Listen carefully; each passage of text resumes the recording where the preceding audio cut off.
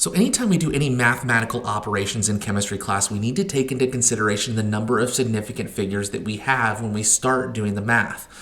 When measurements are added, subtracted, multiplied, or divided, the operation should not change the certainty of the number.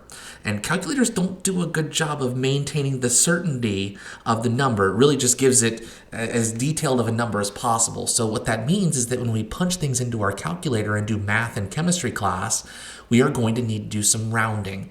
There's two primary rules that are associated with rounding. If the first digit is to be deleted, is 4 or less, then simply drop it off and all of the following digits. So let's say we wanted to round 3.7216 to 3 significant digits. We're going to start counting significant digits from the left until we get to 3. So what that means is that the 3, the 7, and the 2 are considered significant. The next digit is a 1. So because it is 4 or less, we round down, so the number we're going to round to is 3.72. If we repeat the same process, but the first digit to be deleted is 5 or greater, we're going to drop it off and all of the following digits and raise the last kept digit by 1. So for example, 3.7256, again, if we want 3 significant figures, 3.72, so the 3, the 7, and the 2 are considered significant. The next digit is a 5. Because that digit is 5 or greater, we're going to drop them all and we're going to round that 2 up to a 3. So that way the value is 3.73. So again, it's important to not only know the rules with significant figures, but also be able to round them appropriately as well. Here are a couple of more practice problems for you. Take a moment, pause the video, and then we will come back and discuss the correct rounding rules for these. We're going to round them to 2 significant figures. Take a moment, figure that out, and we'll be back in just a moment. For A here, we have 25.4, so we're going to round it to 2 significant figures. So the first 2 significant figures we're going to take a look at, so 2 and 5, are the first 2 significant figures in this number. The next number is a 4. Remember, if it's 4 or less, we round down, so that number is going to be 25. For B, remember, we need to count the first 2 significant figures. Leading zeros are not significant. So we're going to count the 4 and the 5, and then we need to determine the next number, whether we round up or round down. Because it's 5 or greater, we're going to round up. So that 0.45 for the 2 significant figures is going to be rounded up to 0.46. 432,115, same rule here. We're going to count the first 2 digits as significant, so 4 and 3. The 2, 1, 1, and 5, we need to round up or round down because it's less, that 2 is less than 4 or less. We're going to round it down. We just add zeros for any digit we end up removing. So we don't just round this to 432, we round this to 430,000. We don't just round to 4 and 3. We need to add placeholder zeros in there to make sure that the rounded number is representative of the actual number that we started with. So don't just round to 43. Make sure you add in placeholder zeros. Remember, those placeholder zeros are not considered significant. So you don't need to worry about adding in any excess significant figures. Now, if you added a decimal point at the end, different story, because remember that decimal point makes those trailing zeros significant. For 12,500, we'll follow the same set of rules we did previously. The 1 and the 2 are considered significant. The next digit is a 5, so we round that up. So rather than 12,000, we're going to round this to 13,000, maintaining the 2 significant figures. Okay? We have 2 important rules when performing mathematical operations in regard to significant figures. The first is when we're multiplying or dividing numbers. The number of significant figures in your answer needs to be the same as the lowest number of significant figures in the problem. So in the first example here, when we're multiplying 6.038 times 2.57, when I punch that into my calculator, I get 15.51766.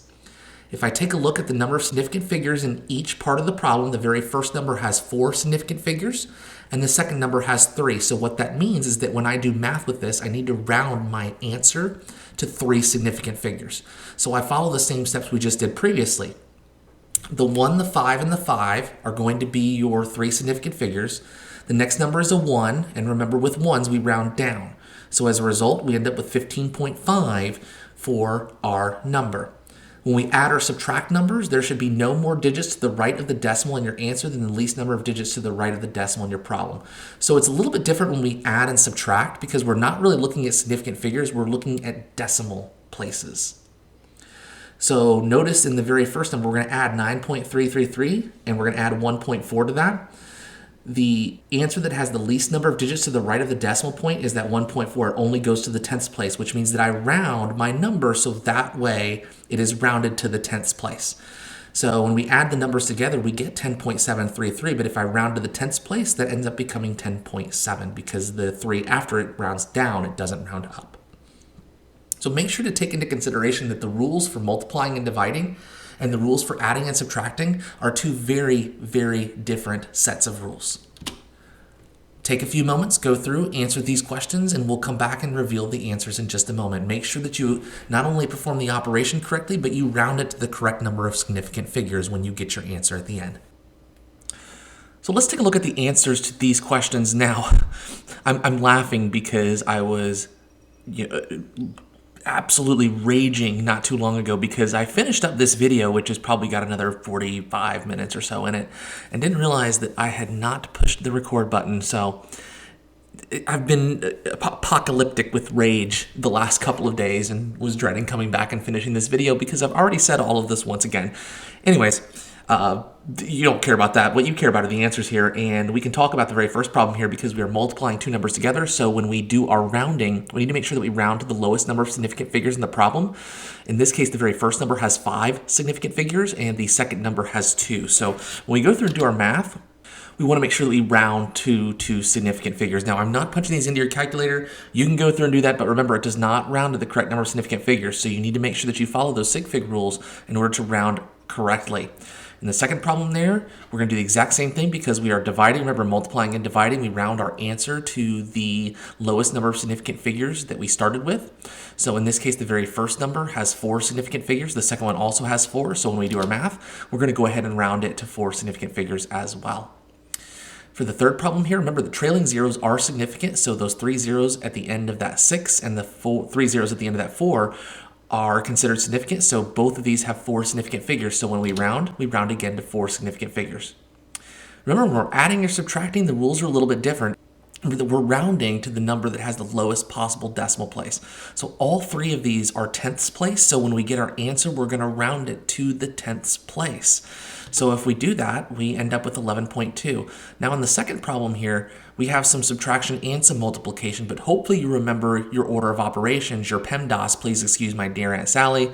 However you remember, it's perfectly fine. We're subtracting in the very first part of the problem because we are dealing with the number in parentheses. So we're going to go ahead and round that to the tenths place. So when we subtract, we end up with 3.9, and then when we multiply these two numbers together, the number that ends up being in the parentheses only has 2 significant figures, so we round it to 2 when we go through and finish out our multiplication. So really make sure that you understand, A, how to determine the number of significant figures that are given in a particular problem, and additionally, make sure that you have the ability to determine how we round significant figures. Remember that multiplying and dividing, we round to the lowest number of significant figures in the problem. When we're adding or subtracting, it is the lowest possible decimal place to the right of the decimal.